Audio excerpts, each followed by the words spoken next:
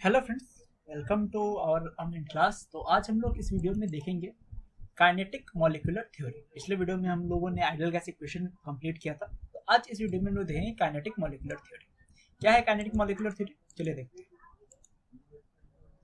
पहला बात, kinetic molecular theory को आप इस वीआईएफ से बहुत अच्छे से समझ सकते हैं। यहाँ पे आप देख रहे हैं कि बहुत सारे ब्लू और रेड कलर के डॉट्स हैं जो रैंडमली मूव कर रहे हैं। तो काइनेटिक मॉलिक्यूलर थ्योरी भी आपको यही बताता है कि जो गैस के मॉलिक्यूल्स होते हैं वो रैंडमली मूव करते हैं, एक दूसरे के साथ कोलाइड करते हैं, अपने कंटेनर के साथ कोलाइड करते हैं। और ये जो मूवमेंट है, रैंडम मूवमेंट, उनको एक नाम भी दिया गया है। उसको बोलते हैं हम लोग ब्राउनियन मोशन या जिगजैग मोशन में मूव कर रहे हैं। और दो मॉलिक्यूल के बीच में आपको जो स्पेस मिलता है वो स्पेस बहुत ज्यादा होता है। और भी एजम्पशंस हैं जो हम लोग kinetic molecular theory of gas में पढ़ेंगे। तो आपको मैंने ये जीआईएफ दिखा दिया, आपको ये एनिमेशन दिखा दिया, आपको थोड़ा सा अच्छे से क्लियर हो जाए, विजुअलाइज हो जाए मैं क्या बोलना चाहता हूँ। नेक्स्ट स्लाइड, चलिए स्टार्ट करते हैं। Next slide. पहला, the following are the basic assumption of kinetic molecular theory. पहला क्या है? The volume occupied by an individual particle of a gas is negligible compared to the volume of a gas itself। मतलब gas के एक molecule का जो volume होगा वो गैस के वॉल्यूम के आगे निग्लिजिबल होगा, बहुत कम होगा।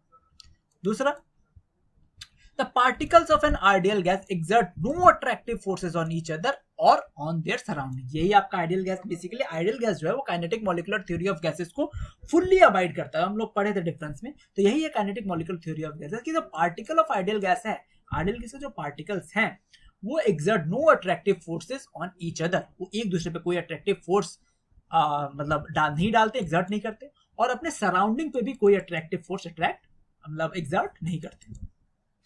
Gas particles are in constant state of random motion and move in straight lines until they collide with another body।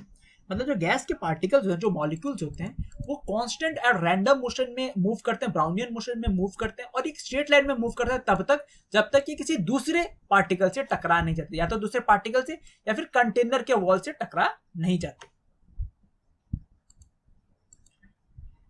The collision exhibited by gas particles are completely elastic। When two molecules collide, the total kinetic energy is conserved। मतलब मैंने आपको बताया था पिछले set में, elastic collision का मतलब कि energy before collision equals to energy after collision. तो जो गैसियस पार्टिकल, जो दो मॉलिक्यूल जब आपस में टकराते हैं गैस के, तो उनका जो कोलिजन होता है प्योरली इलास्टिक होता है। मतलब आपके कोलिजन से पहले क्या काइनेटिक एनर्जी और कोलिजन के बाद का काइनेटिक एनर्जी बिल्कुल सेम होता है। तो काइनेटिक एनर्जी कंजर्व होता है, मतलब कोई भी काइनेटिक एनर्जी खर्च नहीं होता। The average kinetic energy of a gas molecule is directly proportional to the absolute temperature only। This implies that all molecular motion ceases if the temperature is reduced to absolute zero। तो जो हर एक molecule जो move कर रहा है उसका जो kinetic energy है हर एक मॉलिक्यूल का, मतलब average kinetic energy of molecule, वो डायरेक्टली प्रोपोर्शनल होता है टेम्परेचर के। मतलब अगर हम लोग टेम्परेचर बढ़ाते हैं तो according to kinetic molecular theory of the gases, जो आपका मोशन ऑफ द मॉलिक्यूल्स है वो भी बढ़ जाएगा। जो kinetic energy, of course kinetic energy of the molecule बढ़ेगा तो उसके बीच का जो मोशन है वो भी इंक्रीज करेगा। ऑफ कोर्स काइनेटिक एनर्जी तो मोशन की वजह से ही होता है ना, तो काइनेटिक एनर्जी अगर बढ़ेगा तो मोशन भी बढ़ेगा। और अगर वहीं हम लोग टेम्परेचर घटाते हैं तो वो मोशन भी घटेगा और काइनेटिक एनर्जी भी घटेगा। इसका मतलब कि अगर हम लोग टेम्परेचर को एब्सोल्यूट जीरो टेम्परेचर पे हिट करवा देते हैं तो जो एवरेज काइनेटिक एनर्जी का मॉलिक्यूल्स का वो हो जाएगा जीरो।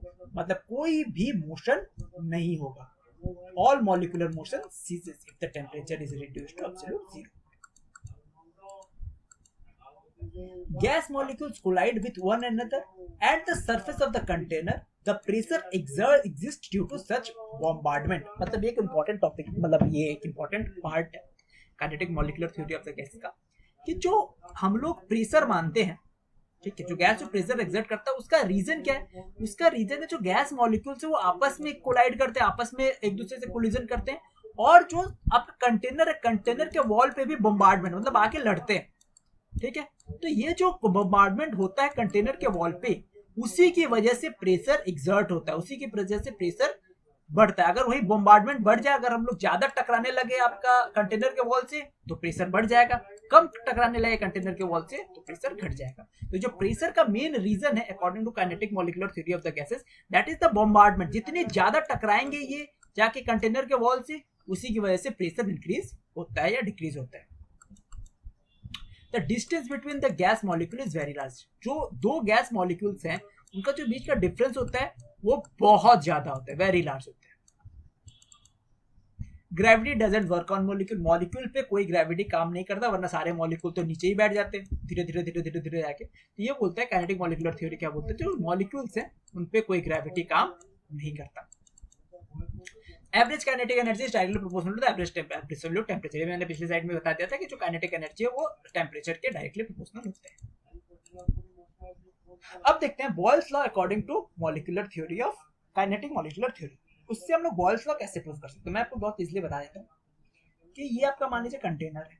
बॉयल्स लॉ क्या बोलते हैं, V प्रोपोर्शनल टू 1/P। मतलब अगर हम लोग वॉल्यूम बढ़ाते हैं तो प्रेशर घटता है, और हम लोग प्रेशर बढ़ाते हैं तो वॉल्यूम घटता है।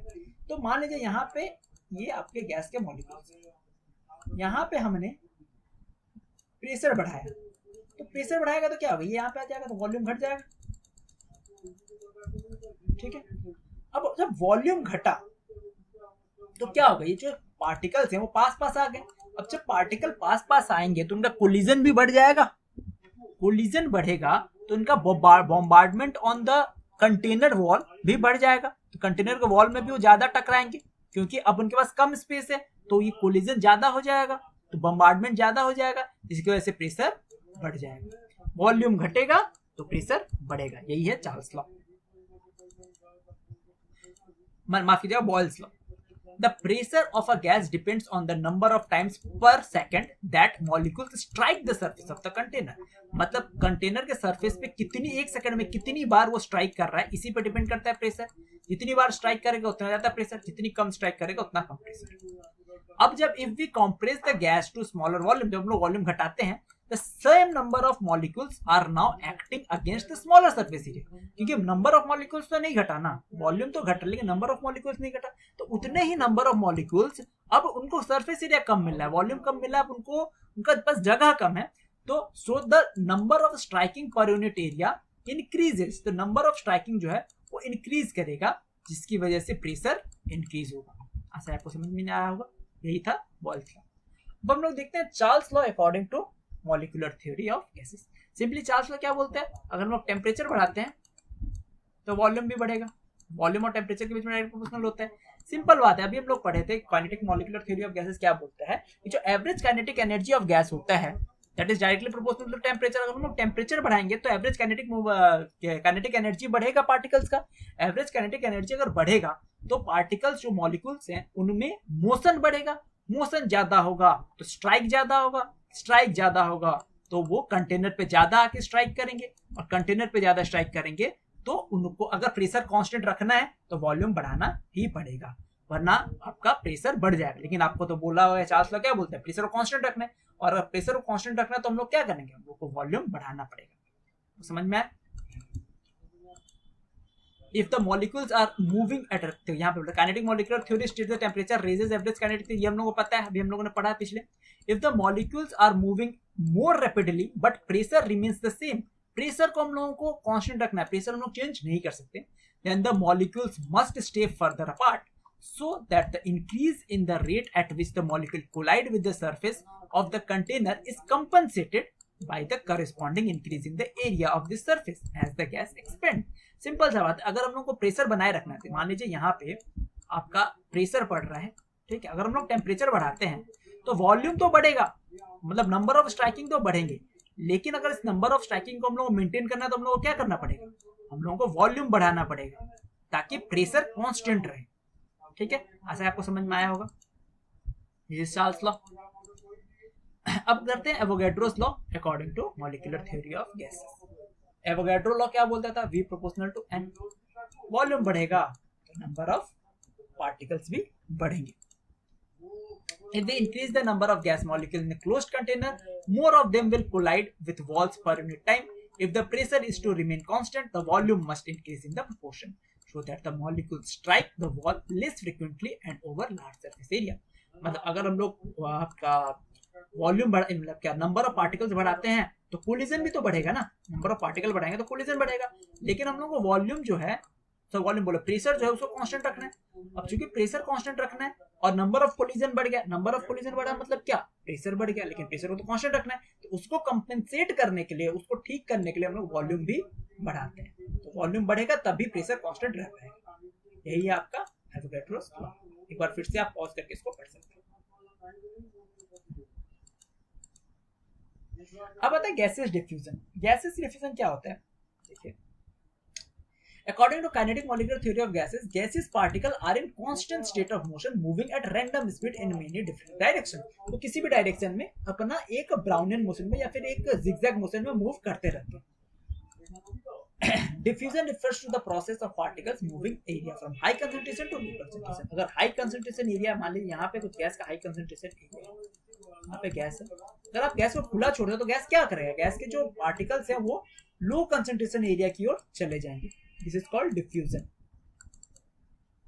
The rate of this movement is a function of temperature, viscosity of medium and the size of particles। ये हम लोग का भी सिलेबस में नहीं है, आगे हम लोग जाएंगे तो आपको बहुत सारे लॉ मिलेंगे गैसेस डिफ्यूजन पे, बट अभी ये हमारे सिलेबस में नहीं है।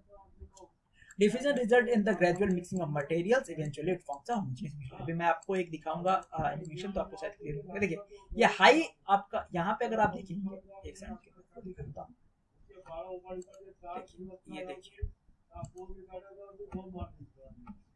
एक सेकंड, हाँ देखिए, अरे क्या हो गया, ये जो है यहाँ पे आपको दिख रहा है हाई कंसंट्रेशन ऑफ गैस, और यहाँ पे कंसंट्रेशन है ही नहीं। तो गैस के जो मॉलिक्यूल्स हैं वो हमेशा हाई कंसंट्रेशन से देखिए इधर लो कंसंट्रेशन की ओर आएंगे, और एक टाइम आएगा जब इस पूरे रीजन में एक होमोजेनियस मिक्सचर बन गया हो, मतलब जो कंसंट्रेशन है वो लगभग सेम हो गया हो। This is called diffusion. देखिए हाई कंसंट्रेशन से लो कंसंट्रेशन की ओर जा रहे हैं। मैं एक सेकंड के लिए इसको छोड़ता हूँ ताकि आप अच्छे से समझ पाओ।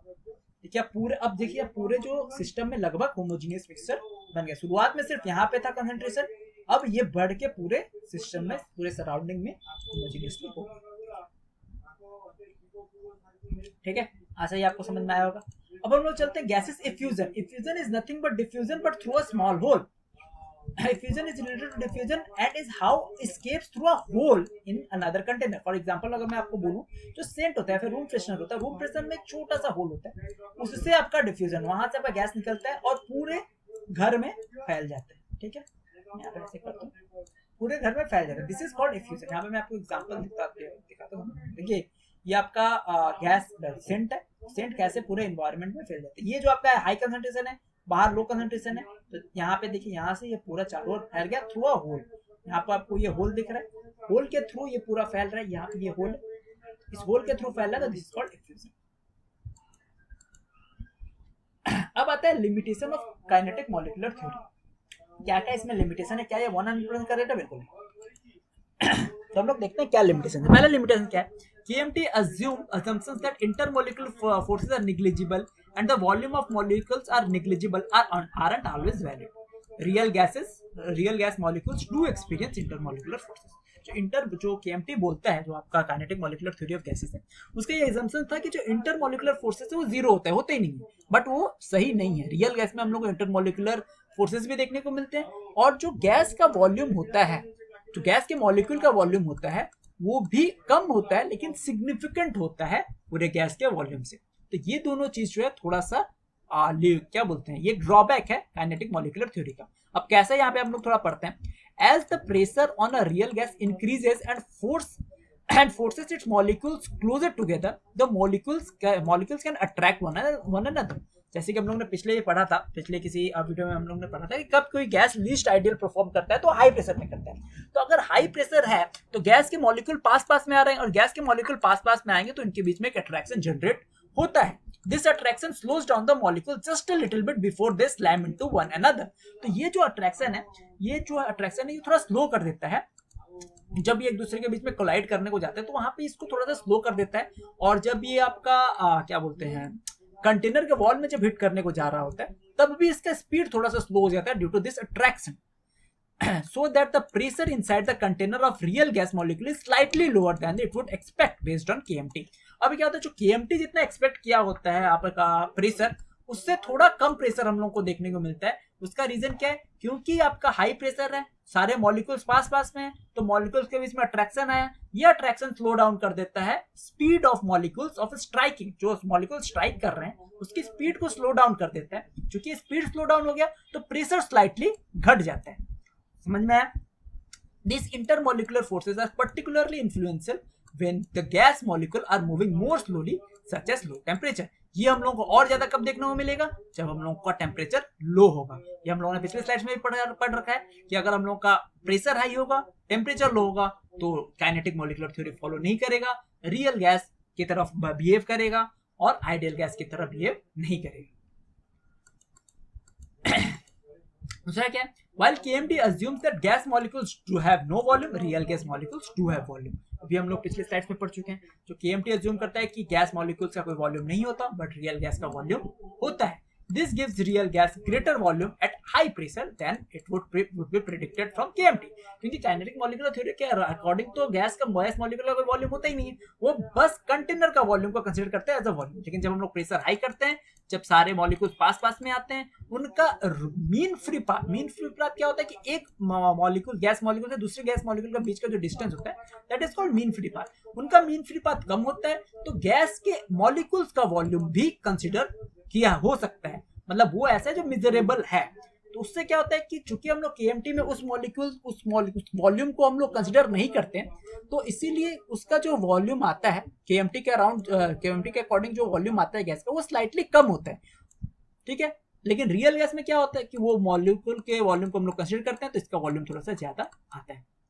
Furthermore, a real gas is compressed, the mean free path of its molecule decreased and the molecule collide more often, thereby increasing the pressure exerted by a real gas compared to KMT's prediction.